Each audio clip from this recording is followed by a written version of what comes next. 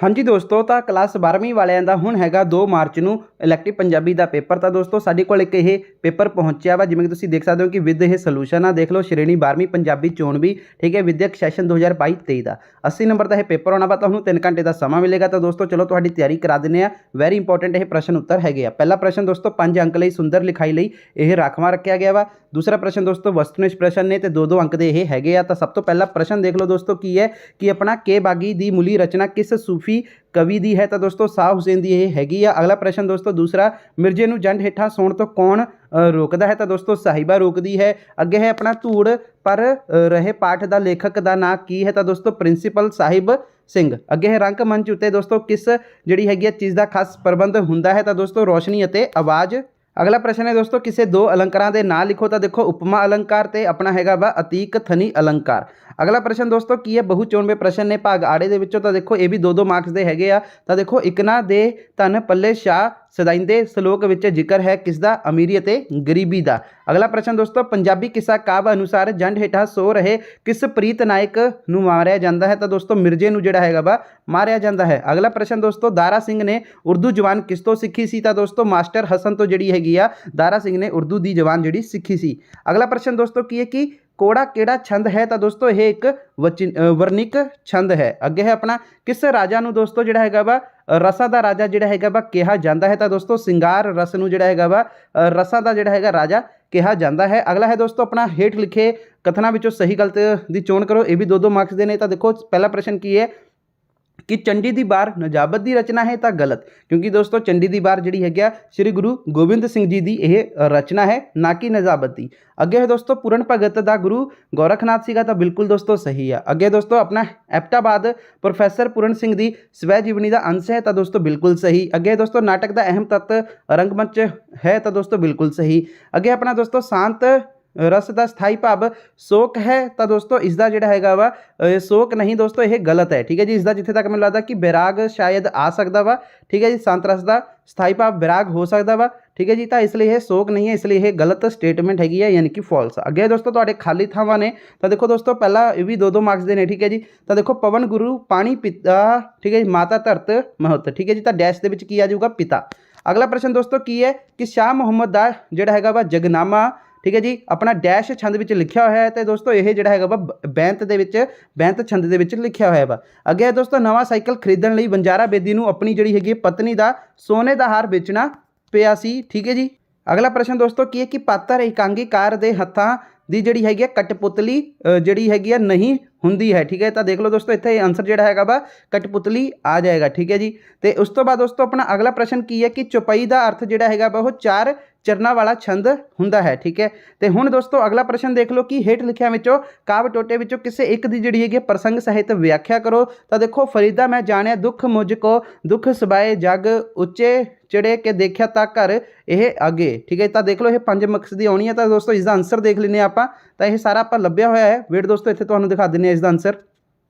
तो दोस्तों देखो आही सीगा ना तुहाडा फरीदा मैं जानिया दुख मुक सबै जग। ठीक है जी। तो इसका देखो प्रसंग किस तरह का बनेगा कि यह काव्यटोट शेख फरीद जी की रचिया होया दोस्तों एक सलोक है, जो कि दोस्तों साहित्यमाला पुस्तक में दर्ज है। इस सलोक में फरीद जी यह भाव प्रकट करते हैं कि संसार जिहड़ा हैगा दोस्तों सारा संसार वो दुखों नाल जिहड़ा हैगा भरपूर है। व्याख्या की है इस तरह की। देखो दोस्तों फरीद जी फरमाउंदे हन कि मैं यह समझा सी केवल मैनू ही दुख लगे हैं, पर असल में फिर जिहड़ा हैगा दुख तो सारे संसार विच ही है। जदों मैं अपने दुख तो जिहड़ा उचेरा जिहड़ा हैगा हो के ध्यान मारिया तो हरेक घर विच इहो दुख की अग बलदी दिखाई दिती। अर्थात इस संसार विच हरेक जीव दुखी है। इत्थे कोई भी जिहड़ा हैगा वा दुखों तो बचिया होया नहीं है। ठीक है जी। तो दोस्तों अपना जिहड़ा यह अगला वाला वा सतगुरु ने सब को लोचदा जेतू जगत सब कोए। तो यह वाला सानू नहीं लभ्या हैगा, यह तुसीं खुद ही कर लिओ। ठीक है जी। अपनी गाइड या बुक दे विच लभ के या अपनी टैक्सट बुक दे विच। ठीक है। जिहड़ा भी तुहाडे कोल हैगा टैक्सट कॉपी कुछ भी हैगा दोस्तों उहदे विच अगर यह सॉल्व हैगा तो सानू आंसर भी दस देना कमेंट बॉक्स दे विच इसदा। अगर तुहाडे कोल नहीं है तो दोस्तों किसी फ्रेंड वगैरह तो पुछ लिओ। ठीक है जी। अगला है दोस्तों चौथा प्रश्न हेठ लिखिया कविता विचों किसी एक दा केंद्री भाव लिखो। 4 मार्क्स की यह हैगी आ।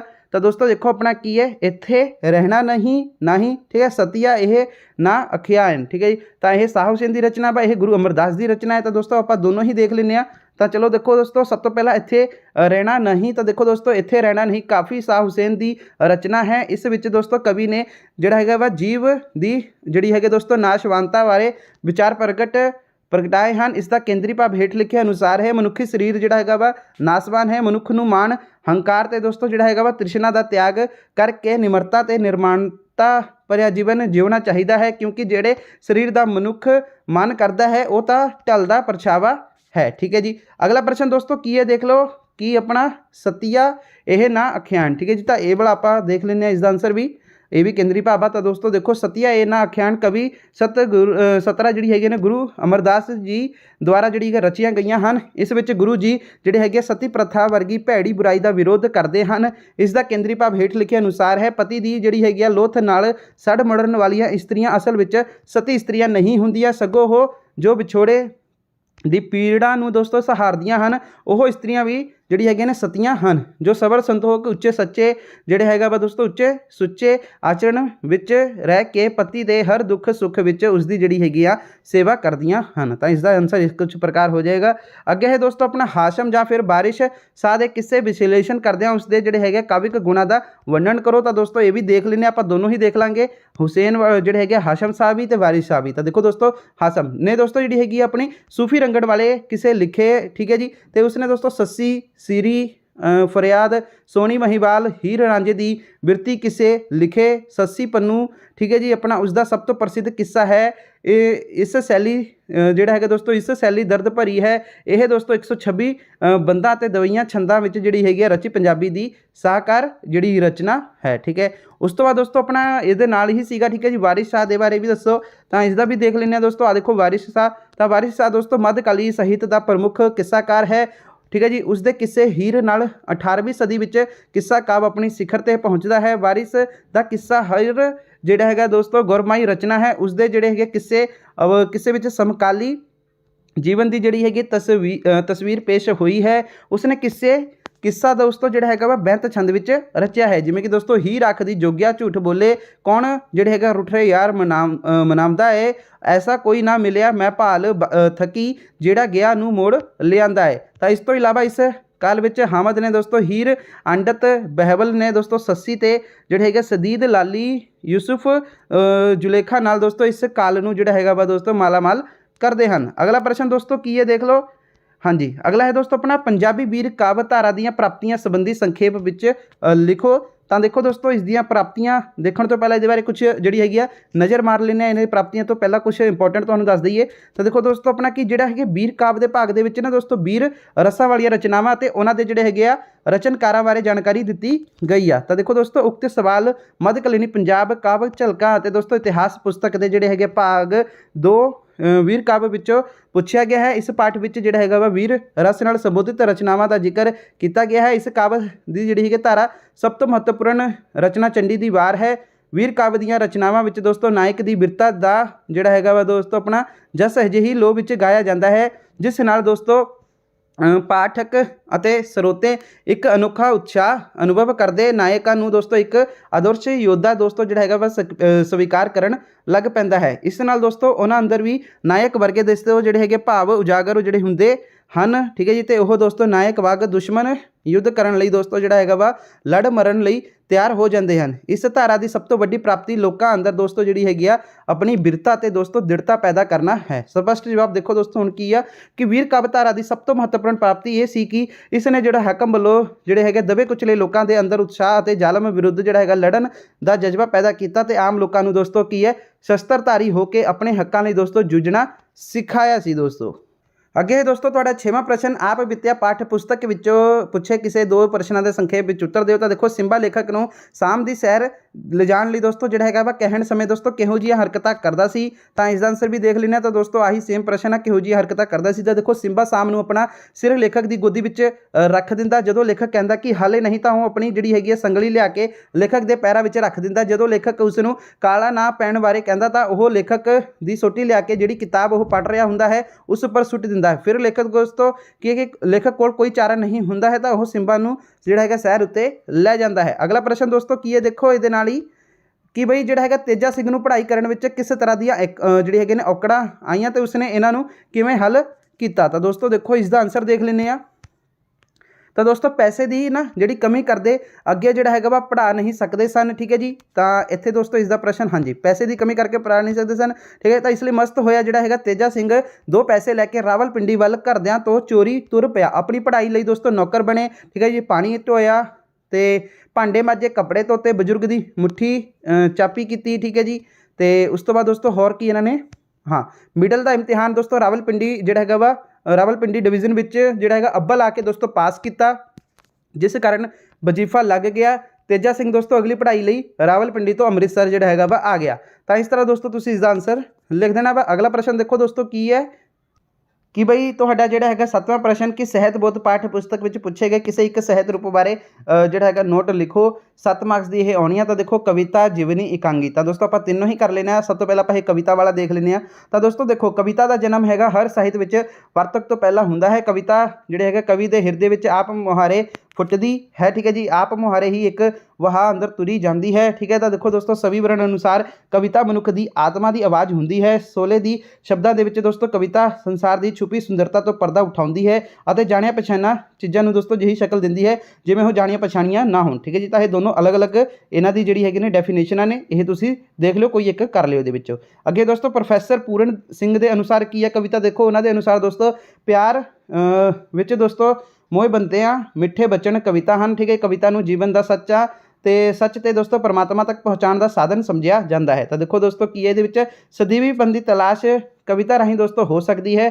ਕਵਿਤਾ ਦੇ ਤੱਤ ਦੇਖੋ ਕਲਪਨਾ, ਕਵਿਤਾ ਦੇ ਦੋਸਤੋ ਤੱਤ ਅੰਦਰ ਪਹਿਲਾ ਸਥਾਨ ਕਲਪਨਾ ਦਾ ਹੈ। ਠੀਕ ਹੈ ਜੀ, ਕਵੀ ਆਪਣੀ ਦੋਸਤੋ ਜਿਹੜੀ ਹੈਗੀ ਆ ਖਿਆਲ ਉਡਾਰੀ ਰਾਹੀਂ ਉੱਥੇ ਪਹੁੰਚ ਸਕਦਾ ਹੈ ਜਿੱਥੇ ਦੋਸਤੋ ਆਮ ਇਨਸਾਨ ਜਿਹੜਾ ਹੈਗਾ ਪਹੁੰਚਣ ਦੀ ਸੋਚ ਵੀ ਨਹੀਂ ਸਕਦਾ। ਠੀਕ ਹੈ ਜੀ, ਕਵੀ ਆਪਣੀ ਕਲਪਨਾ ਰਾਹੀਂ ਦੋਸਤੋ ਘਟਨਾਵਾਂ ਜਾਂ ਫਿਰ ਚੀਜ਼ਾਂ ਦੇ ਡੂੰਘੇ ਜਿਹੜੇ ਕਿ ਅਰਥ ਤਲਾਸ਼ ਕਰ ਲੈਂਦਾ ਹੈ। ਉਹ ਆਲੇ ਦੁਆਲੇ ਤੇ ਜੀਵਨ ਦੀਆਂ ਡੂੰਘੀਆਂ ਸੱਚਾਈਆਂ ਦੀ ਤਲਾਸ਼ ਕਰਕੇ ਉਹਨਾਂ ਨੂੰ ਆਮ ਲੋਕਾਂ ਤੱਕ ਪਹੁੰਚਾਉਂਦਾ ਹੈ। ਅੱਗੇ ਦੋਸਤੋ ਆਪਣਾ ਜਜ਼ਬਾ ਤੇ ਬਲਬਲਾ। ਤਾਂ ਦੇਖੋ ਕਵਿਤਾ ਵਿਅਕਤੀ ਦੇ ਦੋਸਤੋ ਮਨ ਅੰਦਰਲੇ ਜਿਹੜੇ ਹੈਗੇ ਬਲਬਲਿਆਂ ਤੇ ਜਜ਼ਬਿਆਂ ਦਾ ਜਿਹੜਾ ਹੈਗਾ ਪ੍ਰਗਟਾ ਹੁੰਦੀ ਹੈ। ਠੀਕ ਹੈ ਜੀ, ਜਿਹੜੀ ਕਵਿਤਾ ਦੋਸਤੋ ਜਿਹੜੀ ਹੈਗੀ ਆ ਜਜ਼ਬੇ ਦੇ ਪੱਖ ਤੋਂ ਕਮਜ਼ੋਰ ਹੁੰਦੀ ਹੈ ਉਸ ਦਾ ਪੱਧਰ ਦੋਸਤੋ ਕਦੇ ਵੀ ਉੱਚਾ ਨਹੀਂ ਹੈ। ਠੀਕ ਹੈ ਜੀ, ਤੇ ਨਹੀਂ ਹੋ ਰਿਹਾ। ਤੇ ਠੀਕ ਹੈ, ਜਿੰਨਾ ਜ਼ਿਆਦਾ ਕੋਈ ਦੋਸਤੋ ਜਜ਼ਬਾਤੀ ਹੁੰਦਾ ਹੈ ਠੀਕ ਹੈ ਜੀ ਉਹਨਾਂ ਚੰਗਾ ਹੀ ਉਹ ਜਿਹੜਾ ਹੈਗਾ ਵਾ ਕਵਿਤਾ ਲਿਖ ਸਕਦਾ ਹੈ।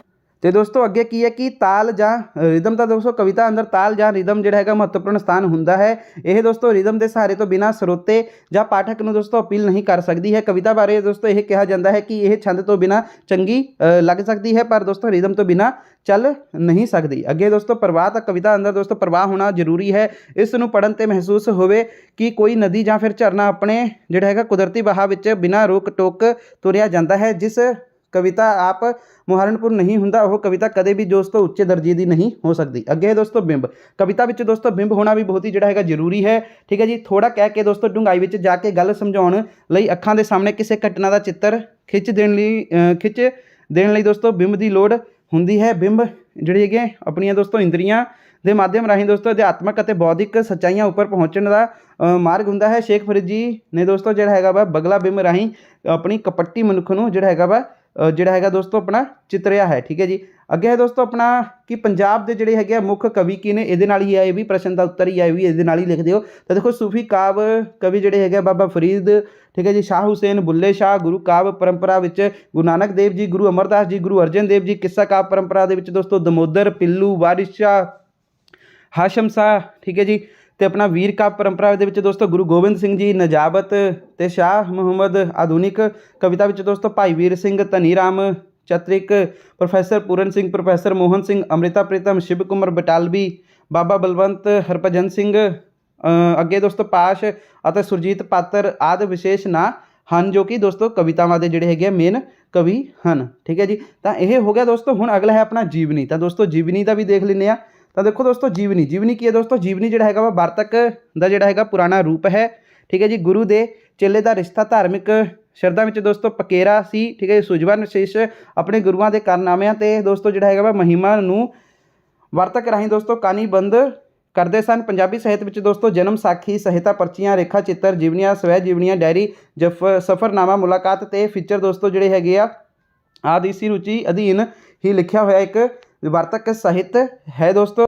ਅੱਗੇ ਹੈ ਦੋਸਤੋ ਕਿ ਪਰੰਤੂ ਜੀਵਨ ਕਲਾ ਦਾ ਸਾਹਿਤ ਕਲਾ ਨਾਲ ਜੋ ਨਵਾਂ ਗਠਬੰਧਨ ਪੈਦਾ ਹੋਇਆ ਹੈ ਉਹ ਅਜੋਕੇ ਯੁੱਗ ਦੀ ਦੋਸਤੋ ਹੀ ਦੇਣਾ ਹੈ। ਇਹ ਕਾਰਨ ਹੈ ਕਿ ਜੀਵਨੀ ਦੇ ਆਧੁਨਿਕ ਸਰੂਪ ਬਾਰੇ ਭਾਰਤ ਵਿੱਚ ਚਰਚਾ ਨਾ ਦੇ ਬਰਾਬਰ ਹੀ ਹੈ। ਠੀਕ ਹੈ, ਪੱਛਮੀ ਵਿਦਵਾਨਾਂ ਨੇ ਹੀ ਦੋਸਤੋ ਜਿਹੜਾ ਹੈਗਾ ਵਾ ਜੀਵਨੀ ਦੇ ਕਲਾਤਮਿਕ ਰੂਪ ਨੂੰ ਨਿਖਾਰਨ ਤੇ ਉਭਾਰਨ ਵਿੱਚ ਜਿਹੜਾ ਹੈਗਾ ਯਤਨ ਕੀਤਾ ਹੈ। ਪਰਿਭਾਸ਼ਾ ਦੇਖੋ ਦੋਸਤੋ, ਆਮ ਸੰਕਲਪ ਦੇ ਅਨੁਸਾਰ ਜੀਵਨੀ ਕਿਸੇ ਖਾਸ ਵਿਅਕਤੀ ਜਾਂ ਫਿਰ ਦੋਸਤੋ ਜੀਵਨ ਬਿਰਤਾਂਤ ਹੀ ਹੈ। ਠੀਕ ਹੈ ਜੀ, ਪਰ ਜੀਵਨੀ ਕਿਸੇ ਮਹਾਪੁਰਸ਼ ਦੇ ਜੀਵਨ ਚਰਿੱਤਰ ਦਾ ਇਸਦੇ ਪ੍ਰਕਾਰ ਵਰਣਨ ਹੁੰਦਾ ਹੈ ਜੋ ਆਮ ਲੋਕਾਂ ਲਈ ਇੱਕ ਰੋਸ਼ਨ ਮੁਨਾਰਾ ਬਣ ਕੇ ਆਦਰਸ਼ ਨਮੂਨਾ ਸਥਾਪਿਤ ਕਰ ਸਕੇ। ਇਸ ਵਿੱਚ ਦੋਸਤੋ ਵਿਸ਼ੇਸ਼ ਵਿਅਕਤੀ ਦੇ ਅੰਦਰਲੇ ਜੀਵਨ ਤੇ ਬਾਹਰਲੇ ਜੀਵਨ ਦੋਹਾਂ ਦਾ ਦੋਸਤੋ ਜਿਹੜਾ ਹੈਗਾ ਲੇਖਾ ਜੋਖਾ ਪੇਸ਼ ਕੀਤਾ ਜਾਂਦਾ ਹੈ। ਆਮ ਤੌਰ ਤੇ ਦੋਸਤੋ ਜੀਵਨੀ ਵਿੱਚ ਜਿਹੜਾ ਹੈਗਾ ਵਾ ਨਾਇਕ ਦੀ ਦੋਸਤੋ ਸਾਰੀ ਜ਼ਿੰਦਗੀ ਦੇ ਕਾਰਜਾਂ ਦਾ ਵਰਣਨ ਹੁੰਦਾ ਹੈ, ਪਰ ਕਦੇ ਕਦੇ ਜਿਹੜੇ ਹੈਗੇ ਕਿਸੇ ਆਦਰਸ਼ ਨਾਇਕ ਦੇ ਜਿਉਂਦੇ ਜੀ ਦੋਸਤੋ ਉਸਦੇ ਜੀਵਨ ਦੇ ਕਿਸੇ ਇੱਕ ਹਿੱਸੇ ਵੀ ਜਿਹੜੀ ਹੈਗੀ ਚਰਚਾ ਹੋ ਸਕਦੀ ਹੈ। ਅਨੇਕਾਂ ਲੋਕਾਂ ਦੀਆਂ ਜੀਵਨੀਆਂ ਉਹਨਾਂ ਦੀਆਂ ਜ਼ਿੰਦਗੀ ਦੇ ਸਮੇਂ ਹੀ ਲਿਖੀਆਂ ਗਈਆਂ ਸਨ, ਇਸ ਲਈ ਅਜਿਹੀਆਂ ਜੀਵਨੀਆਂ ਵਿੱਚ ਦੋਸਤੋ ਸੰਪੂਰਨ ਜੀਵਨ ਦਾ ਬਿਰਤਾਂਤ ਦੇਣਾ ਸੰਭਵ ਨਹੀਂ ਹੋ ਸਕਦਾ ਹੈ। ਠੀਕ ਹੈ ਜੀ, ਹੁਣ ਅਗਲਾ ਦੋਸਤੋ ਦੇਖ ਲੈਂਦੇ ਹਾਂ ਕੀ ਹੈ। ਤਾਂ ਦੋਸਤੋ ਅਗਲਾ ਆਪਣਾ ਹੈਗਾ ਵਾ ਇਹਦੇ ਵਿੱਚ ਕਿ ਇਕਾਂਗੀ ਬਾਰੇ ਦੱਸੋ। ਤਾਂ ਦੋਸਤੋ ਇਕਾਂਗੀ ਬਾਰੇ ਵੀ ਦੇਖ ਲੈਂਦੇ ਹਾਂ। ਤਾਂ ਦੇਖੋ ਦੋਸਤੋ ਇਕਾਂਗੀ ਸ਼ਬਦ ਅੰਗਰੇਜ਼ੀ ਭਾਸ਼ਾ ਦੇ ਜਿਹੜੇ ਹੈਗੇ ਆ ਸ਼ਬਦ ਐਕਟ ਤੋਂ ਬਣਿਆ ਹੈ। ਠੀਕ ਹੈ, ਜਿਸ ਦਾ ਅਰਥ ਹੈ ਕਿ ਇੱਕੋ ਅੰਕ ਸੰਪੰਨ ਹੋਣ ਵਾਲਾ ਨਾਟਕ। ਵਾਸਤਵ ਵਿੱਚ ਇਕਾਂਗੀ ਨਾਟਕ ਸਾਹਿਤ ਦਾ ਇੱਕ ਜਿਹੜਾ ਹੈਗਾ ਸੁਤੰਤਰਤ ਰੂਪ ਹੈ ਜਿਸ ਦਾ ਸਮੁੱਚਾ ਪ੍ਰਭਾਵ ਬਹੁ ਅੰਗੀ ਨਾਟਕ ਵੱਲੋਂ ਤਿੱਖਣ ਤੇ ਡੂੰਘਾ ਹੈ। ਠੀਕ ਹੈ ਜੀ, ਇਸ ਦਾ ਜਨਮ ਜਿਹੜਾ ਹੈਗਾ ਆਧੁਨਿਕ ਯੁੱਗ ਵਿੱਚ 19ਵੀਂ ਸਦੀ ਦੇ ਅੰਤਿਮ ਦਹਾਕੇ ਵਿੱਚ ਹੋਇਆ ਹੈ। ਇਕਾਂਗੀ ਥੋੜੇ ਹੀ ਸਮੇਂ ਵਿੱਚ ਸਾਹਿਤਕ ਖੇਤਰ ਵਿੱਚ ਨਾਟਕ ਦੇ ਸਨਮਾਨ ਪੂਰੀ ਤਰ੍ਹਾਂ ਦੋਸਤੋ ਜਿਹੜੇ ਹੈਗਾ ਪ੍ਰਮਾਣਿਕ ਰੂਪ ਵਿੱਚ ਸਥਾਪਿਤ ਹੋ ਗਿਆ ਹੈ। ਇਕਾਂਗੀ ਉਹ ਨਾਟਕੀ ਰੂਪ ਹੈ ਜੋ ਜੀਵਨ ਦੇ ਕਿਸੇ ਖੰਡ ਜਾਂ ਫਿਰ ਦੋਸਤੋ ਟੋਟੇ ਨੂੰ ਗਿਣੇ ਚੁਣੇ ਪਾਤਰਾਂ ਰਾਹੀਂ ਪ੍ਰਭਾਵ ਤੇ ਕਾਰਜ ਦੀ ਏਕਤਾ ਕਾਇਮ ਰੱਖਦੇ ਹੋਏ ਦੋਸਤੋ ਸੀਮਿਤ ਸਮੇਂ ਵਿੱਚ ਰੰਗਮੰਚ ਉੱਤੇ ਦੋਸਤੋ ਜਿਹੜਾ ਹੈਗਾ ਵਾ ਸਾਕਾਰ ਕਰਦਾ ਹੈ। ਤੇ ਦੋਸਤੋ ਅੱਗੇ ਦੇਖ ਲਓ ਕੀ ਲਿਖਿਆ ਇਹਨਾਂ ਨੇ ਕਿ ਵਿਸ਼ਾ ਵਸਤੂ। ਤਾਂ ਦੇਖੋ ਦੋਸਤੋ ਵਿਸ਼ਾ ਵਸਤੂ ਕੀ ਹੈ? ਵਿਸ਼ਾ ਇਕਾਂਗੀ ਦਾ ਉਹ ਧੂਰਾ ਹੈ ਜਿਸ ਦੇ ਦੁਆਲੇ ਦੋਸਤੋ ਸਮੁੱਚੇ ਤੱਤਾਂ ਦਾ ਤਾਣਾ ਬਾਣਾ ਤਿਆਰ ਹੁੰਦਾ ਹੈ। ਇਕਾਂਗੀ ਦਾ ਵਿਸ਼ਾ ਅਸਲ ਜੀਵਨ ਨਾਲ ਦੋਸਤੋ ਜੁੜਿਆ ਹੁੰਦਾ ਹੈ, ਪਰ ਇਹ ਗੱਲ ਔਖੋ ਓਲੇ ਨਹੀਂ ਕੀਤੀ ਜਾ ਸਕਦੀ ਕਿ ਇਕਾਂਗੀ ਵਿੱਚ ਜੀਵਨ ਦੀ ਕੇਵਲ ਇੱਕੋ ਹੀ ਦੋਸਤੋ ਮੁੱਖ ਘਟਨਾ ਲਈ ਥਾਂ ਹੁੰਦੀ ਹੈ, ਕਿਉਂਕਿ ਇਕਾਂਗੀ ਦਾ ਜਿਹੜਾ ਹੈਗਾ ਵਾ ਆਕਾਰ ਬੜਾ ਹੀ ਦੋਸਤੋ ਜਿਹੜਾ ਹੈਗਾ ਵਾ ਸੋੜਾ ਤੇ ਦੋਸਤੋ ਸਮਾਂ ਹੀ ਬੜਾ ਸੀਮਿਤ ਹੁੰਦਾ ਹੈ। ਠੀਕ ਹੈ ਜੀ, ਅੱਗੇ ਦੋਸਤੋ ਆਪਣਾ ਕਥਾਨਕ। ਤਾਂ ਦੇਖੋ ਕਥਾਨਕ ਇਕਾਂਗੀ ਦਾ ਜਿਹੜੀ ਹੈਗੀ ਆ ਆਧਾਰਸ਼ਿਲਾ ਹੈ। ਇਕਾਂਗੀ ਦੀ ਦੋਸਤੋ ਗੋਂਦ ਜਾਂ ਫਿਰ ਦੋਸਤੋ ਕਥਾਨਕ ਬਹੁਤ ਹੀ ਪੇਚੀਦਾ ਨਹੀਂ ਹੁੰਦਾ ਹੈ, ਨਾ ਹੀ ਦੋਸਤੋ ਇੱਕ ਤੋਂ ਵੱਧ ਪਲਾਟਾਂ ਨੂੰ ਸੰਭਾਲ ਸਕਦਾ ਹੈ। ਆਰੰਭ ਤੋਂ ਲੈ ਕੇ ਦੋਸਤੋ ਅੰਤ ਤੱਕ ਕਥਾ ਲੜੀ ਦੀ ਰੋਚਕਤਾ ਨੂੰ ਦੋਸਤੋ ਕਾਇਮ ਰੱਖਿਆ ਜਾਂਦਾ ਹੈ। ਇਕਾਂਗੀ ਸਿਖਰ ਤੇ ਪਹੁੰਚ ਕੇ ਦੋਸਤੋ ਵਿਸ਼ੇਸ਼ ਨਾਟਕੀ ਘਟਨਾ ਨੂੰ ਰੂਪਮਾਨ ਕਰਦਾ ਹੈ। ਇਕਾਂਗੀ ਦਾ ਅੰਤ ਦੋਸਤੋ ਬਹੁ ਅੰਗੀ ਨਾਟਕ ਵਾਂਗ ਸਪਸ਼ਟ ਅਤੇ ਵਿਆਖਿਆ ਭਰਪੂਰ ਨਹੀਂ ਸਗੋਂ ਦੋਸਤੋ ਸੁਝਾਊ ਹੋ ਜਾਂਦਾ ਹੈ। ਇਕਾਂਗੀ ਦੀ ਦੋਸਤੋ ਜਿਹੜੀ ਹੈਗੀ ਹੈ ਗੋਂਦ ਬੜੀ ਹੀ ਭੀੜੀ ਤੇ ਆਪਣੀ ਗੁੰਨਵੀ ਹੁੰਦੀ ਹੈ। ਚੁਸਤ ਵਾਰਤਾਲਾਪ ਪਾਤਰਾਂ ਦੀਆਂ ਹਰਕਤਾਂ ਤੇ ਦੋਸਤੋ ਜਿਹੜੀ ਹੈਗੀ ਭੱਜ ਤੋੜ ਹੀ ਕਾਰਜ ਨੂੰ ਜਿਹੜਾ ਹੈਗਾ ਦੋਸਤੋ ਮਗਦਾ ਰੱਖਦੇ ਹਨ। ਠੀਕ ਹੈ, ਅੱਗੇ ਦੋਸਤੋ ਵਾਰਤਾਲਾਪ। ਤਾਂ ਦੇਖੋ ਵਾਰਤਾਲਾਪ ਵਾਰਤਕ ਦਾ ਸੁੰਦਰ ਜਿਹੜਾ ਹੈਗਾ ਨਮੂਨਾ ਹੈ। ਠੀਕ ਹੈ ਜੀ, ਜਿਸ ਦੀ ਵਰਤੋਂ ਦੋਸਤੋ ਸੁਚੱਜੇ ਢੰਗ ਨਾਲ ਕੀਤੀ ਜਾਂਦੀ ਹੈ। ਵਾਰਤਾਲਾਪ ਇਕਾਂਗੀ ਦਾ ਦੋਸਤੋ ਜਿਹੜਾ ਹੈਗਾ ਵਾ ਚਾਲ ਨੂੰ ਅੱਗੇ ਤੋਰਨ ਵਿੱਚ, ਪਾਤਰਾਂ ਦੀ ਉਸਾਰੀ ਵਿੱਚ, ਯੋਗ ਵਾਤਾਵਰਣ ਬਣਾਉਣ ਵਿੱਚ, ਸਥਾਨਕ ਰੰਗ ਭਰਨ ਵਿੱਚ ਤੇ ਘਟਨਾ ਵਿੱਚ ਦੋਸਤੋ ਜਿਹੜਾ ਹੈਗਾ ਸੁਭਾਵਿਕਾ ਲਿਆਉਣ ਵਿੱਚ ਸਹਾਇਕ ਸਿੱਧ ਹੁੰਦੀ ਹੈ। ਇਕਾਂਗੀ ਵਿੱਚ ਵਾਰਤਾਲਾਪ ਦਾ ਦੋਸਤੋ ਹਰ ਇੱਕ ਸ਼ਬਦ ਅਰਥ ਭਰਪੂਰ ਤੇ ਪਾਤਰਾਂ ਦੇ ਸੁਭਾਅ ਤੇ ਅਨੁਕੂਲ ਸੁਭਾਵਿਕ ਤੇ ਮੰਤਵ ਦੀ ਦੋਸਤੋ ਜਿਹੜੀ ਹੈਗੀ ਪੂਰਤੀ ਲਈ ਵਰਤਿਆ ਜਾਂਦਾ ਹੈ। ਅੱਗੇ ਹੈ ਉਦੇਸ਼। ਤਾਂ ਦੇਖੋ ਇਕਾਂਗੀ ਦੀ ਸਫਲਤਾ ਇਸ ਗੱਲ ਤੇ ਨਿਰਭਰ ਕਰਦੀ ਹੈ ਕਿ ਉਹ ਕਿਸੇ ਮਹਾਨ ਉਦੇਸ਼ ਦੀ ਜਿਹੜੀ ਹੈਗੀ ਪ੍ਰਾਪਤੀ ਵੱਲ ਅਗਸਰ ਹੁੰਦਾ ਹੋਵੇ। ਆਕਾਰ ਦੇ ਪੱਖੋਂ ਦੋਸਤੋ ਇਕਾਂਗੀ ਭਾਵੇਂ ਇਹ ਸੰਖੇਪ ਜਿਹਾ ਦੋਸਤੋ ਕਲਾ ਰੂਪ ਕਿਉਂ ਨਾ ਹੋਵੇ, ਪਰੰਤੂ ਇਸ ਵਿੱਚ ਜਿਹੜਾ ਹੈਗਾ ਕੋਈ ਵੱਡਾ ਉਦੇਸ਼ ਸਮੋਇਆ ਹੁੰਦਾ ਹੈ ਜੋ ਦਰਸ਼ਕਾਂ ਠੀਕ ਹੈ ਜੀ ਦੇ ਮਨ ਉੱਤੇ ਦੋਸਤੋ ਜਿਹੜਾ ਹੈਗਾ ਸਦੀਵੀ ਪ੍ਰਭਾਵ ਪਾਉਂਦਾ ਹੈ। ਇਕਾਂਗੀਕਾਰ ਨੇ ਉਦੇਸ਼ ਰਚਨਾ ਵਿੱਚ ਅਪਰਥਕ ਰੂਪ ਵਿੱਚ ਉਜਾਗਰ ਹੁੰਦੇ ਹਨ। ਅੱਗੇ ਦੋਸਤੋ ਰੰਗਮੰਚ ਦਾ ਦੇਖੋ ਰੰਗਮੰਚ ਸਾਰੇ ਹੀ ਦਰਸ਼ਕਾਂ ਦੀ ਸਹੂਲਤਾਂ ਮੁਤਾਬਿਕ ਤਿਆਰ ਜਿਹੜਾ ਹੈਗਾ ਕੀਤਾ ਜਾਂਦਾ ਹੈ। ਸੁਝਵਾਨ ਇਕਾਂਗੀਕਾਰ ਰੰਗਮੰਚ ਦੀ ਦ੍ਰਿਸ਼ਟੀ ਤੋਂ ਹੀ ਦੋਸਤੋ ਇਕਾਂਗੀ ਦੀ ਰਚਨਾ ਕਰਦਾ ਹੈ। ਰੰਗਮੰਚ ਉੱਤੇ ਦੋਸਤੋ ਇਕਾਂਗੀ ਦੀ ਜਿਹੜੀ ਹੈਗੀ ਸਫਲਤਾ ਨਿਰਦੇਸ਼ਕ, ਸਟੇਜ ਪ੍ਰਬੰਧਕ ਤੇ ਅਭਿਨੇਤਾ ਉੱਤੇ ਵੀ ਦੋਸਤੋ ਨਿਰਭਰ ਜਿਹੜੀ ਹੈਗੀ ਆ ਕਰਦੀ ਹੈ। ਠੀਕ ਹੈ, ਤਾਂ ਇਸ ਤੋਂ ਬਾਅਦ ਦੋਸਤੋ ਇਹ ਖਤਮ ਹੋ ਗਿਆ। ਹੁਣ ਅਗਲਾ ਦੇਖ ਲੈਂਦੇ ਹਾਂ ਤੁਹਾਡਾ ਕੀ ਹੈ। ਅਗਲਾ ਹੈ ਦੋਸਤੋ ਆਪਣਾ ਹੇਠ ਲਿਖੇ ਭਾਗਾਂ ਵਿੱਚੋਂ ਕਿਸੇ ਇੱਕ ਭਾਗ ਉੱਤੇ ਉਦਾਹਰਣ ਸਹਿਤ ਨੋਟ ਲਿਖੋ। ਤਾਂ ਦੋਸਤੋ ਆਪਾਂ ਤਿੰਨੋਂ ਹੀ ਕਰ ਲਾਂਗੇ ਤੇ ਤਿੰਨੋਂ ਦੇ ਵਿੱਚ ਹੀ ਸਬ ਪਾਠ ਬਣੇ ਹਨ। ਰੂਪਕ ਅਲੰਕਾਰ ਕੀ ਹੈ ਤੇ ਆਪਣਾ ਅਨੁਪ੍ਰਾਸ ਅਲੰਕਾਰ ਕੀ ਹੈ। ਤਾਂ ਦੋਸਤੋ ਦੋਨੋਂ ਹੀ ਦੇਖ ਲੈਂਦੇ ਆਪਾਂ। ਤਾਂ ਸਭ ਤੋਂ ਪਹਿਲਾਂ ਦੇਖੋ ਦੋਸਤੋ ਰੂਪਕ ਅਲੰਕਾਰ। ਤਾਂ ਦੇਖੋ ਪਰਿਭਾਸ਼ਾ ਕੀ ਹੈ ਇਸ ਦੀ। ਰੂਪਕ ਅਲੰਕਾਰ ਅਲੰਕਾਰਾਂ ਦੇ ਦੋਸਤੋ ਨਾਲ ਮਿਲਦਾ ਜੁਲਦਾ ਹੈ। ਠੀਕ ਹੈ ਜੀ, ਸੌਰੀ ਰੂਪਕ ਅਲੰਕਾਰ ਦੋਸਤੋ ਉਪਮਾ ਅਲੰਕਾਰ ਦੇ ਨਾਲ ਜਿਹੜਾ ਹੈਗਾ ਮਿਲਦਾ ਜੁਲਦਾ ਹੈ। ਰੂਪਕ ਅਲੰਕਾਰ ਵਿੱਚ ਜਿਹੜਾ ਹੈਗਾ ਵਾ ਤਿੰਨ ਤੱਤ ਹਾਜ਼ਰ ਜਿਹੜੇ ਹੈਗੇ ਆ ਰਹਿੰਦੇ ਹਨ। ਠੀਕ ਹੈ ਜੀ, ਆਹ ਦੇਖ ਲਓ ਰੂਪਕ ਅਲੰਕਾਰ ਇਹ। ਤਾਂ ਵਾਚਕ ਸ਼ਬਦ ਵਿੱਚ ਦੋਸਤੋ ਵਾਚਕ ਸ਼ਬਦ ਵਾਲਾ ਜਿਹੜਾ ਹੈਗਾ ਤੱਤ ਲੋਪ ਰਹਿੰਦਾ ਹੈ। ਰੂਪਕ ਅਲੰਕਾਰ ਵਿੱਚ ਦੋ ਚੀਜ਼ਾਂ ਦੀ ਜਿਹੜੀ ਹੈਗੀ ਤੁਲਨਾ ਕਰਕੇ ਦੋਹਾਂ ਵਿੱਚ ਇੱਕ ਜਿਹੜਾ ਹੈਗਾ ਸਾਂਝਾ ਗੁਣ ਇਸ ਤਰ੍ਹਾਂ ਦੱਸਿਆ ਜਾਂਦਾ ਹੈ ਕਿ ਉਹਨਾਂ ਦੋਹਾਂ ਚੀਜ਼ਾਂ ਵਿੱਚ ਫਰਕ ਮਿਟ ਜਾਂਦਾ ਹੈ ਤੇ ਦੋਹਾਂ ਵਿੱਚ ਜਿਹੜੀ ਹੈਗੀ ਆ ਇੱਕ ਮਿਕਤਾ ਤੇ ਇੱਕ ਪੂਰਤਾ ਜਿਹੜੀ ਹੈਗੀ ਆ ਪੈਦਾ ਹੋ ਜਾਂਦੀ ਹੈ। ਤਾਂ ਦੋਸਤੋ ਇਸ ਦਾ ਉਪਮੇय ਦੇਖ ਲਓ। ਕਵਿਤਾ ਵਿੱਚ ਦੋਸਤੋ ਜਿਸ ਵਸਤੂ ਦਾ ਵਰਣਨ ਕੀਤਾ ਜਾਂਦਾ ਹੈ ਉਸ ਨੂੰ ਉਪਮੇय ਕਿਹਾ ਜਾਂਦਾ ਹੈ। ਉਪਮਾਨ ਕੀ ਹੈ ਦੋਸਤੋ? ਉਪਮੇय ਵਸਤੂ ਨਾਲ ਜਿਸ ਹੋਰ ਵਸਤੂ ਨੂੰ ਦੋਸਤੋ ਮੇਚਿਆ ਜਾਂਦਾ ਹੈ ਉਹ ਉਪਮਾਨ ਹੁੰਦਾ ਹੈ। ਉਦਾਹਰਣ ਦੋਸਤੋ ਦਿੱਤੀਆਂ ਹੋਈਆਂ ਨੇ, ਜਿਵੇਂ ਕਿ ਦੇਖੋ ਵੀਰੋ ਦਾ ਇੱਕ ਖਰਲ ਬਲੋਰੀ, ਜਿੰਦੜੀ ਦਾ ਆਸਾ ਸੁਰਮਾ ਪਿੱਠਾ, ਰੋਜ਼ ਰਾਤ ਨੂੰ ਅੰਬਰ ਆ ਕੇ ਮੰਗਦਾ ਇੱਕ ਸਲਾਈ ਵੇ। ਉਦਾਹਰਣ 2 ਕੀ ਹੈ ਦੋਸਤੋ? ਦੇਖ ਲਓ ਕਿ ਚਿੱਟੇ ਚਾਨਣ ਦਾ ਦੁੱਧ ਛੱਲਿਆ ਤੇ ਮਟਕੀ ਭੱਜੀ ਹਨੇਰੇ ਦੀ, ਛੱਡ ਰਾਤਾਂ ਦੀਆਂ ਹਕਾਇਤਾਂ ਨੂੰ, ਕੋਈ ਗੱਲ ਕਰ ਨਵੇਂ ਸਵੇਰੇ ਦੀ। ਠੀਕ ਹੈ ਜੀ, ਤੇ ਉਸ ਤੋਂ ਬਾਅਦ ਦੋਸਤੋ ਆਪਣਾ ਸੀਗਾ ਅਨੁਪ੍ਰਾਸ ਅਲੰਕਾਰ। ਠੀਕ ਹੈ ਜੀ, ਇਸ ਦੇ ਨਾਲ ਹੀ ਸੀਗਾ। ਠੀਕ ਹੈ, ਇੱਕ ਵਾਰੀ ਚੰਗੀ ਤਰ੍ਹਾਂ ਹੋਰ ਦੇਖ ਲੈਂਦੇ ਪ੍ਰਸ਼ਨ ਦੇ ਵਿੱਚ। ਅਨੁਪ੍ਰਾਸ ਅਲੰਕਾਰ ਹੀ ਹੈ ਨਾ? ਹਾਂਜੀ ਦੋਸਤੋ ਅਨੁਪ੍ਰਾਸ ਅਲੰਕਾਰ ਹੀ ਆ। ਤਾਂ ਦੋਸਤੋ ਦੇਖੋ ਇਸ ਦਾ ਕੀ ਹੈ, ਮੈਂ ਆਨਸਰ ਤੁਸੀਂ ਲਿਖਣਾ ਵਾ। ਪਰਿਭਾਸ਼ਾ ਦੇਖੋ ਦੋਸਤੋ ਸਭ ਤੋਂ ਪਹਿਲਾਂ ਕਿ ਜਦ ਕਵਿਤਾ ਵਿੱਚ ਇੱਕੋ ਜਿਹੇ ਦੋਸਤੋ ਸਮਾਨ ਵਰਣਾਂ ਅੱਖਰਾਂ ਜਾਂ ਸ਼ਬਦਾਂ ਦਾ ਦੋਸਤੋ ਵਾਰ-ਵਾਰ ਦੁਹਰਾਓ ਇਸ ਤਰ੍ਹਾਂ ਹੋਵੇ ਕਿ ਉਸ ਵਿੱਚ ਜਿਹੜਾ ਹੈਗਾ ਵਾ ਸੰਗੀਤਕ ਲੈ ਵਜਨ ਤੇ ਦੋਸਤੋ ਤੋਲ ਪੈਦਾ ਹੋਵੇ ਤਾਂ ਉਸ ਨੂੰ ਅਨੁਪ੍ਰਾਸ ਅਲੰਕਾਰ ਕਿਹਾ ਜਾਂਦਾ ਹੈ। ਅਨੁਪਾਸ ਦਾ ਅਰਥ ਹੈ ਕਿ ਬਾਰ-ਬਾਰ ਦੁਹਰਾਓ। ਇਹ ਦੁਹਰਾਓ ਜਾਂ ਫਿਰ ਬਾਰ-ਬਾਰ ਵਰਤੋਂ ਅੱਖਰਾਂ ਦੀ ਦੋਸਤੋ ਜਿਹੜੀ ਹੈਗੀ ਸ਼ਬਦਾਂ ਦੀ ਜਾਂ ਫਿਰ ਦੋਸਤੋ ਜਿਹੜੀ ਹੈਗੀ ਆਪਣੀ ਇੱਥੇ ਦੇਖ ਸਕਦੇ ਹੋ ਸ਼ਬਦਾਜਾਂ ਦੀ ਹੋ ਸਕਦੀ ਹੈ। ਉਦਾਹਰਣ ਦੋਸਤੋ ਦੇਖੋ ਕੀ ਹੈ ਕਿ ਫਿਰ ਰੂਪ ਸਰੂਪ ਅਨੂਪ ਦਿਸੇ, ਫਿਰ ਜਿੰਦਾ ਦੀਵਾਨੀ ਝੱਲੀ ਚੱਲੀ, ਫਿਰ ਹੋਸ਼ ਬੇਹੋਸ਼ ਮਦਹੋਸ਼ ਹੋਈ, ਫਿਰ ਪਤ ਦੀ ਗਲੀ ਗਲੀ। ਠੀਕ ਹੈ ਜੀ, ਤਾਂ ਇਸ ਤਰ੍ਹਾਂ ਇਸ ਦਾ ਉਦਾਹਰਣ ਹੈ। ਤਾਂ ਦੋਸਤੋ ਅਗਲਾ ਦੇਖ ਲਓ, ਅਗਲਾ ਕੀ ਹੈ? ਅਗਲਾ ਹੈ ਦੋਸਤੋ ਆਪਣਾ ਸਿੰਗਾਰ ਰਸ ਤੇ ਭਿਆਨਕ ਰਸ। ਤਾਂ ਦੋਸਤੋ ਇਸ ਦਾ ਦੋਨੋਂ ਹੀ ਦੇਖ ਲੈਂਦੇ ਆਪਾਂ। ਤਾਂ ਦੇਖੋ ਦੋਸਤੋ ਇਸ ਦਾ ਆਨਸਰ ਕੀ ਹੈ? ਸਿੰਗਾਰ ਰਸ। ਸਭ ਤੋਂ ਪਹਿਲਾਂ ਤਾਂ ਦੋਸਤੋ ਸਿੰਗਾਰ ਰਸ ਨੂੰ ਦੋਸਤੋ ਰਸਾਂ ਦਾ ਜਿਹੜਾ ਹੈਗਾ ਰਾਜਾ ਕਿਹਾ ਜਾਂਦਾ ਹੈ। ਠੀਕ ਹੈ ਜੀ, ਰਤੀ ਪ੍ਰੇਮ ਇਸ ਦਾ ਜਿਹੜਾ ਹੈਗਾ ਸਥਾਈ ਭਾਵ ਹੈ। ਇਸ ਵਿੱਚ ਦੋਸਤੋ ਰਤੀ ਦਾ ਜਿਹੜਾ ਹੈਗਾ ਭਾਵ ਇਸ਼ਕ ਮਜਾਜੀ ਵੱਲ ਇਸ਼ਾਰਾ ਜਿਹੜਾ ਹੈਗਾ ਕਰਦਾ ਹੈ। ਤਾਂ ਦੋਸਤੋ ਅੱਗੇ ਦੇਖੋ ਕੀ ਹੈ ਕਿ ਸਿੰਗਾਰ ਰਸ ਜਿਹੜਾ ਹੈਗਾ ਵਾ ਕਾਮਯੁਕਤ ਇਸ਼ਕ ਮਜਾਜੀ ਪ੍ਰੇਮ ਭਾਵ ਜੋ ਦੋਸਤੋ ਨਰ ਅਤੇ ਮਾਦਾ ਦੇ ਸਿੰਗਾਰ ਕਰਨ ਅਤੇ ਸਿੰਗਾਰ ਨੂੰ ਵੇਖਣ ਤੇ ਸੁਣਨ ਕਾਰਨ ਉਤਪੰਨ ਹੋਵੇ, ਇਸ ਨੂੰ ਜਿਹੜਾ ਹੈਗਾ ਸਿੰਗਾਰ ਰਸ ਕਹਿੰਦੇ ਹਨ। ਇਸ ਦਾ ਸਥਾਈ ਭਾਵ ਦੋਸਤੋ ਕਾਮ ਇੱਛਾ ਹੈ। ਠੀਕ ਹੈ ਜੀ, ਨੈਨੋ ਸਲੋਨੀ ਸੁੰਦਰ ਨਾਰੀ ਖੋੜ ਸਿੰਗਾਰ ਕਰੇ, ਅਤੀ ਪਿਆਰੀ ਦਰਕਰ ਮਹਲਾ ਸੇਜ ਸੁਖਾਲੀ, ਅਹਿਨਿਸਿਸ ਫੁੱਲ ਵਿਛਾਵੇ ਮਾਲੀ। ਇਹ ਇਸ ਦੀਆਂ ਜਿਹੜੀਆਂ ਨੇ ਕੀ ਨੇ ਦੋਸਤੋ ਉਦਾਹਰਨਾਂ ਟਾਈਪ ਹੈਗੀਆਂ ਨੇ। ਠੀਕ ਹੈ, ਤਾਂ ਇੱਕ ਹੋਰ ਉਦਾਹਰਨ ਦੇਖ ਲਓ ਦੋਸਤੋ। ਨੀ ਅੱਜ ਕੋਈ ਆਇਆ ਸਾਡੇ ਵਿਹੜੇ, ਤੱਕਣ ਚੰਨ ਸੂਰਜ ਢੱਕ ਚੁੱਕ ਨੇੜੇ, ਲੱਸੇ ਨੀ ਉਹਦਾ ਮੱਥਾ ਤਾਰਿਆਂ ਵਾਂਗ, ਆਇਆ ਨੀ ਖੋਰੇ ਅੰਬਰ ਘੁੰਮ ਘੁੰਮ ਕਿਹੜੇ। ਠੀਕ ਹੈ ਜੀ, ਤੇ ਇੱਕ ਹੋਰ ਉਦਾਹਰਨ ਦੇਖ ਲਓ ਦੋਸਤੋ। ਚਿੱਟੀ ਚਾਦਰ ਤੇਰੇ ਪੱਲੇ ਦਵਾਨੀ, ਚੀਰੇ ਵਾਲੀ ਦੀ ਅਹਿਲ ਜਵਾਨੀ, ਰੱਬਾ ਕਿਤੇ ਮਿਲੀਏ ਮਿਲੀਏ ਮਿਲੀਏ ਨੀ ਮਿਲੀਏ ਜਾਨੇ, ਜਾਨ ਪੈ ਗਈ ਵਸ ਬਗਾਨੇ, ਰੱਬਾ ਕਿਤੇ ਮਿਲੀਏ। ਠੀਕ ਹੈ ਜੀ, ਤੇ ਉਸ ਤੋਂ ਬਾਅਦ ਦੋਸਤੋ ਆਪਣਾ ਅਗਲਾ ਸੀਗਾ ਭਿਆਨਕ ਰਸ। ਠੀਕ ਹੈ ਜੀ, ਇਹ ਵੀ ਦੇਖ ਲਓ ਇੱਕ ਵਾਰੀ। ਤਾਂ ਹਾਂ ਦੋਸਤੋ ਭਿਆਨਕ ਰਸ ਹੈਗਾ ਵਾ। ਤਾਂ ਦੋਸਤੋ ਦੇਖੋ ਭਿਆਨਕ ਰਸ ਕੀ ਆ? ਭਿਆਨਕ ਰਸ ਦਾ ਦੋਸਤੋ ਸਥਾਈ ਭਾਵ ਜਿਹੜਾ ਹੈਗਾ ਭੈ ਜਾਂ ਫਿਰ ਡਰ ਹੈ।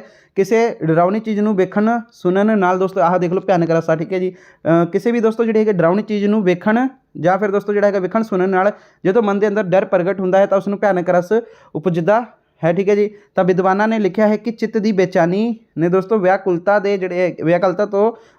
ਤੋਂ ਪੈਦਾ ਹੋਈ ਕਲਪਨਾ ਜਿਹੜੀ ਹੈਗੀ ਆਪਣੀ ਕੰਨ ਸ਼ਮਸ਼ਾਨ ਭੂਮੀ ਤੇ ਦੁਸ਼ਮਣਾਂ ਦਾ ਖਿਆਲ ਜਿਹੜਾ ਹੈਗਾ ਵਾ ਆਦਿ ਭਿਆਨਕ ਰਸ ਦੇ ਹੀ ਕਾਰਨ ਹਨ। ਉਦਾਹਰਣ ਦੋਸਤੋ ਕੀ ਹੈ ਕਿ ਦੋਹੀ ਦਲੀ ਮੁਕਾਬਲੇ ਰਣ ਸੂਰੇ ਗੜਕਨ, ਚੜ ਤੋਪਾਂ ਗੱਡੀ ਚੁੱਕੀਆਂ ਲੱਖ ਸੰਗਲ ਖੜਕਨ, ਜਿਉਂ ਝੱਲਾ ਅੱਗਾ ਲੰਘਿਆ ਰਣਸੂਰੇ ਤੜਕਨ, ਉਹ ਹਸਰ ਦਿਹਾੜਾ ਵੇਖ ਕੇ ਦਲ ਦੋਵੇਂ ਧੜਕਨ। ਉਦਾਹਰਣ 2 ਦੇਖ ਲਓ ਦੋਸਤੋ ਕੀ ਹੈ ਕਿ ਕਾਲੀ ਰਾਤ ਅੰਧੇਰੇ ਤੇ ਗਿਰਨ ਗੋਲੇ। ਠੀਕ ਹੈ ਜੀ, ਜੈਸੇ ਛੱਡਦੇ ਤੀਰ ਕਮਾਨ ਲੋਕੋ, ਬਿਜਲੀ ਬਦਲਾ ਦੀ ਥਾਂ ਕੜਕਣ ਪੈਂਦੀ, ਕੰਬੇ ਜਾਂਦੇ ਜਿਮਣੀ ਅਸਮਾਨ ਲੋਕੋ, ਮਾਰੇ ਸੀਤੇ ਨੇ ਸ਼ੇਰ ਲੰਗੂਰ ਹਾਥੀ, ਤੜਫਣ ਵਿੱਚ ਪਾਏ ਆਪਣਾ ਦੋਸਤੋ ਬਿਆਬਾਨ ਲੋਕੋ। ਅਗਲਾ ਦੋਸਤੋ ਦੇਖ ਲਓ ਕੀ ਹੈ? ਤਾਂ ਅਗਲਾ ਦੇਖਦੇ ਹਾਂ ਦੋਸਤੋ ਕਵਿਤ ਛੰਦ ਅਤੇ ਦਵਈਆ ਛੰਦ ਕੀ ਹੈ। ਤਾਂ ਦੋਸਤੋ ਇਸ ਦਾ ਆਨਸਰ ਦੇਖ ਲੈਂਦੇ ਆ। ਆਹ ਦੇਖੋ ਦੋਸਤੋ ਆਪਣਾ ਕਵਿਤ। ਤਾਂ ਦੇਖੋ ਦੋਸਤੋ ਕਵਿਤ ਜਿਹੜਾ ਹੈਗਾ ਉਹ ਵਰਣਿਕ ਛੰਦ ਹੈ। ਇਸ ਵਿੱਚ ਦੋਸਤੋ 4 ਲੰਮੀਆਂ ਲੰਮੀਆਂ ਤੁਕਾਂ ਹੁੰਦੀਆਂ ਹਨ। ਠੀਕ ਹੈ ਜੀ, ਤੇ ਹਰ ਤੁਕ ਵਿੱਚ ਜਿਹੜੇ ਹੈਗੇ 4 ਵਿਸ਼ਰਾਮ ਹੁੰਦੇ ਹਨ ਜਾਂ ਇਸ ਤਰ੍ਹਾਂ ਵੀ ਕਹਿ ਸਕਦੇ ਹਾਂ ਕਿ ਇਸ ਤੁਕ ਦੇ ਜਿਹੜੇ ਹੈਗੇ 2-2 ਚਰਨ ਹੁੰਦੇ ਹਨ। ਹਰ ਚਰਨ ਵਿੱਚ ਜਿਹੜੇ ਹੈਗੇ 2 ਵਿਸ਼ਰਾਮ ਹੁੰਦੇ ਹਨ। ਹਰ ਤੁਕ ਦੇ ਦੋਸਤੋ 4 ਵਿਸ਼ਰਾਮ ਨੂੰ ਤੁਕਾਂਤ ਕਿਹਾ ਜਾ ਸਕਦਾ ਹੈ। ਹਰ ਤੁਕ ਵਿੱਚ 31 ਜਾਂ ਫਿਰ 32 ਵਰਣ ਹੁੰਦੇ ਹਨ। ਠੀਕ ਹੈ ਜੀ। ਤਾਂ ਉਦਾਹਰਨ ਦੇਖ ਲਓ। ਪਹਿਲੀ ਤਾਂ ਦੇਖੋ ਦੋਸਤੋ, ਭਾਈਆ ਬਗੈਰ ਕੋਈ ਪੈਰ ਨਾ ਧਰਨ ਦੇਵੇ। ਠੀਕ ਹੈ ਜੀ। ਭਾਈ ਉੱਠ ਜਾਣ ਭੱਜ ਪੈਂਦੀਆਂ ਨੇ ਬਾਹਾਂ ਓਏ, ਭਾਇਆ ਬਗੈਰ ਲੋਕਾਂ ਸੱਥ ਵਿੱਚ ਦੇਣ ਗਾਏ, ਭਾਈ ਹੁੰਦੇ ਪਾਸ ਲੱਖ ਹੁੰਦੀਆਂ ਪਨਾਹ ਓਏ। ਠੀਕ ਹੈ ਜੀ। ਆ ਦੇਖ ਲਓ 8 + 8 16, 8 + 8 16, 8 + 8 16, 8 + 7 15 ਇਹਨਾਂ ਨੇ ਇਹਦੀ ਆਹ ਦਿੱਤੀਆਂ ਹੋਈਆਂ ਨੇ। ਠੀਕ ਹੈ ਜੀ। ਤਾਂ ਤੁਸੀਂ ਇਸ ਨੂੰ ਦੇਖ ਲਓ। ਅੱਗੇ ਦੋਸਤੋ ਆਪਣਾ ਦਵਈਆ ਛੰਦ। ਤਾਂ ਦੇਖੋ ਦੋਸਤੋ ਦਵਈਆ ਛੰਦ ਇਹਨੂੰ ਪੰਜਾਬੀ ਗ੍ਰਾਮਰ ਤਾਂ ਦੇਖੋ ਦੋਸਤੋ ਦਵਈਆ, ਇੱਕ ਵਾਰੀ ਦੇਖ ਲਓ ਦਵਈਆ ਛੰਦ ਹੀ ਸੀਗਾ। ਤਾਂ ਹਾਂ ਦੋਸਤੋ ਬਿਲਕੁਲ ਦਵਈਆ ਛੰਦ ਹੀ ਹੈਗਾ ਵਾ। ਤਾਂ ਦੋਸਤੋ ਦੇਖੋ ਦਵਈਆ ਇੱਕ ਜਿਹੜਾ ਹੈਗਾ ਵਾ ਮਾਤਰਿਕ ਛੰਦ ਹੈ। ਇਸ ਵਿੱਚ ਦੋਸਤੋ 4 ਤੁਕਾਂ ਹੁੰਦੀਆਂ ਹਨ। ਹਰ ਤੁਕ ਜਿਹੜੀ ਹੈਗਾ 28 ਮਾਤਰਾ ਦੀ ਹੁੰਦੀ ਹੈ। ਹਰ ਤੁਕ ਵਿੱਚ ਪਹਿਲਾ ਵਿਸ਼ਰਾਮ 16 ਮਾਤਰਾ ਉੱਤੇ ਦੋਸਤੋ ਅਤੇ ਜਿਹੜਾ ਹੈਗਾ ਦੂਜਾ 12 ਮਾਤਰਾ ਉੱਤੇ ਹੁੰਦਾ ਹੈ। ਠੀਕ ਹੈ ਜੀ। ਛੰਦ ਰੂਪ ਜਿਹੜੀ ਹੈਗੀ ਮਾਤਰਿਕ ਹੈ।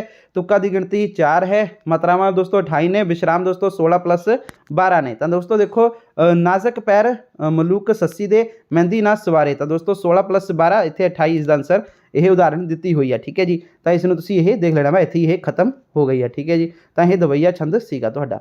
ਤਾਂ ਦੋਸਤੋ ਅੱਗੇ ਜੇ ਗੱਲ ਕਰੀਏ ਤੁਹਾਡਾ ਇਹ ਪ੍ਰਸ਼ਨ ਉੱਤਰ, ਤਾਂ ਹੋਰ ਕੁਝ ਵੀ ਨਹੀਂ ਹੈਗਾ। ਇੱਥੇ ਇਹ ਪੇਪਰ ਪੂਰਾ ਜਿਹੜਾ ਹੈਗਾ ਸਮਾਪਤ ਹੋ ਗਿਆ, ਜੋ ਕਿ ਦੋਸਤੋ +2 ਯਾਨੀ ਕਿ 12th ਕਲਾਸ ਦਾ ਜਿਹੜਾ ਹੈਗਾ ਵਾ ਪੰਜਾਬੀ ਚੋਣ ਵੀ, ਜਾਂ ਫਿਰ ਦੋਸਤੋ ਤੁਸੀਂ ਇਸ ਨੂੰ ਜਿਹੜਾ ਹੈਗਾ ਵਾ ਇਲੈਕਟਿਵ ਪੰਜਾਬੀ ਜਿਹੜਾ ਕਹਿੰਦੇ ਹੋ। ਠੀਕ ਹੈ ਜੀ। ਇਸ ਨੂੰ ਅਸੀਂ ਪੂਰਾ ਸੋਲਵ ਜਿਹੜਾ ਹੈਗਾ ਵਾ ਕਰਵਾ ਦਿੱਤਾ। ਠੀਕ ਹੈ ਜੀ। ਇਹ ਕੁਝ ਪਹਿਲਾਂ ਤੋਂ ਵੀ ਸੋਲਵ ਸੀਗਾ ਤੇ ਅਸੀਂ ਵੀ ਜਿਹੜਾ ਹੈਗਾ ਕੁਐਸਚਨ ਆਨਸਰ ਲੱਭ ਕੇ ਤੁਹਾਨੂੰ ਤਿਆਰੀ ਕਰਵਾ ਦਿੱਤੀ ਆ। ਇਹਦੇ ਵਿੱਚ ਦੋਸਤੋ ਵੈਰੀ ਇੰਪੋਰਟੈਂਟ ਇਹ ਪ੍ਰਸ਼ਨ ਉੱਤਰ ਹੈਗੇ ਨੇ। ਠੀਕ ਹੈ ਜੀ। ਕਿਉਂਕਿ ਦੋਸਤੋ 2022-23 ਦਾ ਹੈਗਾ ਵਾ ਤੇ ਪੰਜਾਬ ਬੋਰਡ ਨੇ ਜਾਰੀ ਕੀਤਾ ਵਾ, ਕੁਛ ਨਾ ਕੁਛ ਤਾਂ ਪੱਕਾ ਆਏਗਾ ਹੀ ਆਏਗਾ। ਓਕੇ ਦੋਸਤੋ, ਚਲੋ ਵੀਡੀਓ ਦੇ ਵਿੱਚ ਇੰਨਾ ਸੀਗਾ। ਵੀਡੀਓ ਵਧੀਆ ਲੱਗੀ ਤਾਂ ਲਾਈਕ ਜ਼ਰੂਰ ਕਰਿਓ। ਚੈਨਲ ਤੇ ਪਹਿਲੀ ਵਾਰ ਆਏ ਤਾਂ ਸਬਸਕ੍ਰਾਈਬ ਕਰਕੇ ਦੋਸਤੋ ਬੈਲ ਆਈਕਨ ਨੂੰ ਪ੍ਰੈਸ ਕਰਕੇ ਜ਼ਰੂਰ ਰੱਖਿਓ। ਬਾਕੀ ਅਗਰ ਤੁਹਾਡੀ ਕੋਈ ਕੁਐਰੀ ਤੁਸੀਂ ਮੈਨੂੰ ਇੰਸਟਾਗ੍ਰਾਮ ਤੇ ਮੈਸੇਜ ਕਰ ਸਕਦੇ ਹੋ। ਇੰਸਟਾ ਆਈਡੀ ਦਾ ਲਿੰਕ ਡਿਸਕ੍ਰਿਪਸ਼ਨ ਬਾਕਸ ਦੇ ਵਿੱਚ ਦਿੱਤਾ ਹੋਇਆ ਵਾ।